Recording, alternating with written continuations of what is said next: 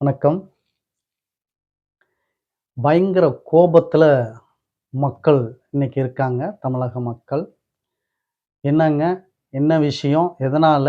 அப்படின்னா, மக்கள் கோபப்படுறதுக்கு பல விஷயங்கள் இருக்கு அப்படின்னு சொல்லி நினைக்கிறீங்களா? இல்ல. மக்கள் எப்பொழுதுமே கோபம் ஒண்ணா தான் இருக்கும். என்ன அப்படின்னு சொல்லி பார்த்தீங்கன்னா, நாட்டிற்கு நல்லது நடக்கவில்லை அப்படின்னா தான் மக்கள் கோவப்படுவாங்க. அப்படி என்ன நாட்டிற்கு நல்லது நடக்கிறதுல மக்களுக்கு பிரச்சனை? நல்ல அரசாங்கம் வந்திருக்கு. லஞ்ச லாவண்யம் இல்லாத ஒரு அரச குடுப்போம் அப்படின்றவங்க வந்திருக்காங்க. அதற்கான முயற்சியும் எடுத்திருக்கிறாங்க. செயல்பாட்டிலயும் இறங்கியிருக்காங்க. ஒரு நல்ல விஷயமா தான் போயிட்டுருக்குது. லஞ்ச லாவண்யம் பெரிதாக எங்கும் இல்லை அப்படின்னு சொல்லி மக்களாகிய எல்லாருமே சொல்லிட்டு இருக்காங்க. ஆட்சியும் அப்படிதான் போயிட்டுருக்குது. அப்படிங்கும்போது என்ன மக்கள் கோவப்படக்கூடிய நிலை என்ன இருக்கு அப்படின்னு சொல்லி கேட்டீங்கன்னா, அதை பற்றிலாம் இல்ல. அதெல்லாம் சிறப்பா தான் போயிட்டுருக்கு. எந்த குறைபாடும் இல்ல. ஆனா, இது நிலைத்திருக்குதற்கும், இதை மீண்டும் லஞ்ச லாவண்யத்தை கொண்டு வருவதற்கும் சில அதிகாரிகள் செய்து கொண்டிருக்கிறார்கள் வேலையை.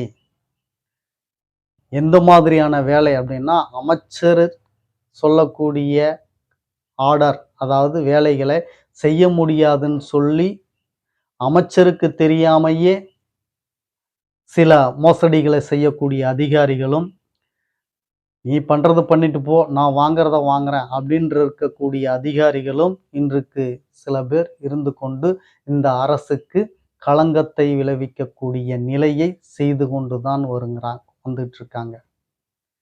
அதுக்கு உதாரணம் தான் சொன்னனே, பாஸ்போர்ட் சொந்த விசாவுல போயிட்டு வந்திருக்காங்க.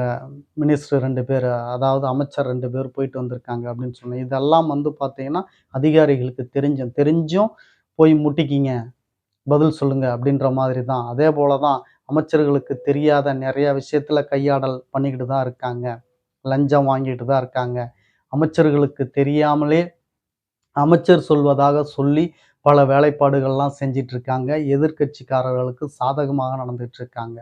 அதனால கடும் கோபத்துல இந்த மக்கள் அதிகாரிகள் மீது தான் இன்னைக்கு இருக்கிறாங்க. நீங்க அதிகாரிகளோட சம்பளத்த வாங்குறீங்க. அந்த சம்பளம் இல்லாம நீங்க ஒண்ணும் வேலை செய்யல. இந்த சம்பளம் குடுக்குறவங்க மக்கள். மக்களுக்கு நன்றி விசுவாசமா இருந்துங்க அப்படின்னு தான் மக்கள் குறையாகவும், உங்கள ஒரு வேண்டுகோளாகவும் தொடுக்குறாங்க.